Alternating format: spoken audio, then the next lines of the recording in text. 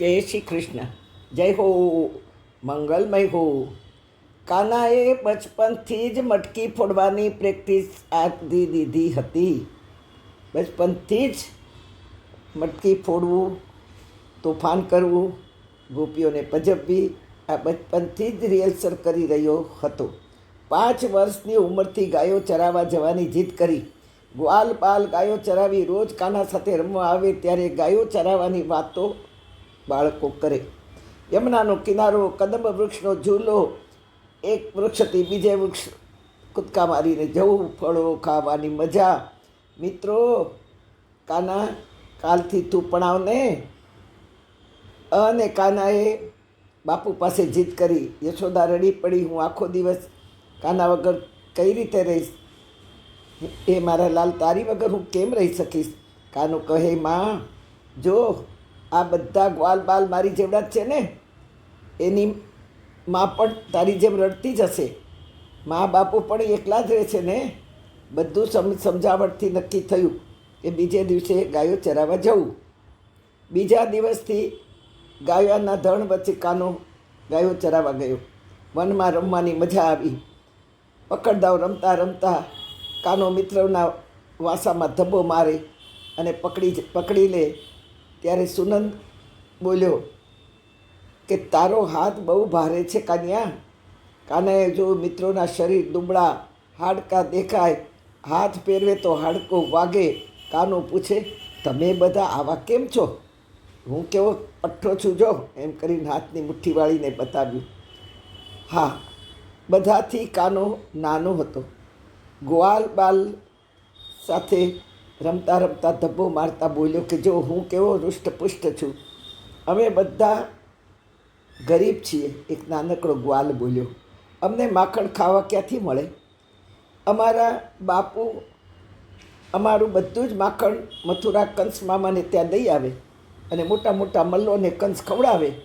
એમાં જે મળે તેમાં અમારું ઘર ચાલે. કાનો કહે, માખણમાં પહેલો અધિકાર આપણો છે. સુનંદે કહ્યું કે તારી માં પાણી ભરવા જાય ત્યારે એક સીટી મારજે, બધા જ આપણે તારા ઘરમાં ભેગા થઈશું. બાળકો ગભરાવા લાગ્યા. અરે કાનિયા, આ તો તું શું બોલ્યો? તને ખબર છે સુનંદની માં પ્રભાવતી માસી બહુ જબરી છે. એ બધું આપણે જોઈ લઈશું. બીજે દિવસે બધું જ જેમ ઠરાવ્યું હતું તેમ બાળકો સુનંદને ત્યાં ભેગા થયા. પ્રભાવતી માસી પાણી ભરવા ગઈ. કાનાએ સીટી મારી. બધા જ ભેગા થયા. સુનંદને પૂછ્યું કે માખણ ક્યાં છે? સુનંદ રડી પડ્યો. સુનંદ બોલ, માખણ ક્યાં છે? સુનંદે કહ્યું, આ ઉપર મટકીમાં છે. હા, જલ્દી જલ્દી બધા પિરામિડ બનાવી અને ચડ્યા. જો તે દિવસથી આવી રીતે મટકી ફોડવાનો રિવાજ ચાલુ થયો. પિરામિડ કરીને બધા ચડ્યા. કાનો બધાને માખણ ઉડાડીને રમાડવા લાગ્યો. બધા ખુશ થયા. ત્યાં પ્રભાવતી માસી આવી. બધા ભાગ્યા. ખૂબ માખણ ખાધું. રોજે રોજ હાંડી ફૂટવા લાગી. એકે એક ગોપીઓને ઘરે આ જ રીતે બાળકોને માખણ ખવડાવવામાં આવતું. બાળકો 15 દિવસમાં તો ગાલ ઉપર જાણે સફરજન ટીંગાતા હોય ને એવા હૃષ્ટપુષ્ટ થઈ ગયા. હા, તે દિવસથી દહીં હાંડા ચડાવવાની અને એ હાંડી ફોડવાનો મહોત્સવ શરૂ થયો. કાનોએ કહ્યું કે આ મટકી ફોડો અને જેટલું માખણ છે એ બધું ખાઈ જા. જોઈએ છે કંસ મામો શું કરી લેવાનો છે. હા, આ મટકીનો મતલબ સમજ્યા? શ્વાસની દોરી જીવનની હાંડીને ટીંગાડી રાખે છે.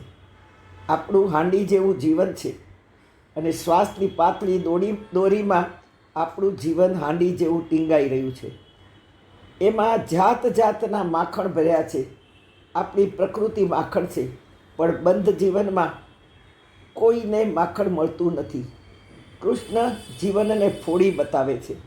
તારા જીવનની હાંડીમાં કર્મ ભર્યું છે, ભક્તિ ભરી છે, જ્ઞાન ભર્યું છે, વિવેક ભર્યો છે, વિચાર ભર્યો છે, સત્કર્મ ભર્યું છે, જબરજસ્ત પ્રયત્ન ભર્યો છે, ધર્મનું માખણ ભર્યું છે.